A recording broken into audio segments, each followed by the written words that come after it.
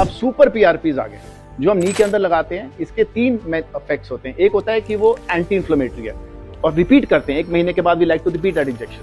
Patient को within 2-3 weeks pain is significantly reduced, पर वो एक एंटी इन्फ्लेमेटरी इफेक्ट है। More importantly it causes more blood to flow and second third is immunomodulation. So PRP causes a good regeneration. उसमें growth factors होते हैं। Of course minimum 1 year 2 years can go up till longer period of time, but the knee should not be very bad. It like I said in between zone.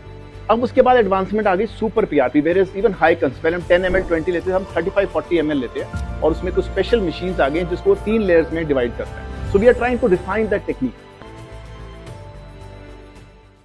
अब super PRPs आ गए जो हम नी के अंदर लगाते हैं। इसके तीन इफेक्ट्स होते हैं। एक होता है कि वो एंटी इन्फ्लेमेटरी है और रिपीट करते हैं 1 महीने के बाद we like to repeat that injection. Patient को within 2-3 weeks pain is significantly reduced, पर वो एक एंटी इन्फ्लेमेटरी इफेक्ट है। More importantly it causes more blood to flow and second third is immunomodulation. So PRP causes a good regeneration. उसमें growth factors होते हैं। Of course minimum 1 year 2 years can go up till longer period of time, but the knee should not be very bad. It like I said in between zone. अब उसके बाद advancement आ गई super PRP, where is even high पहले हम 10 ml 20 लेते हैं, हम 35-40 ml लेते हैं और उसमें कुछ स्पेशल मशीन्स आ गए हैं जिसको 3 लेयर्स में डिवाइड करता है। So we are trying to define that technique.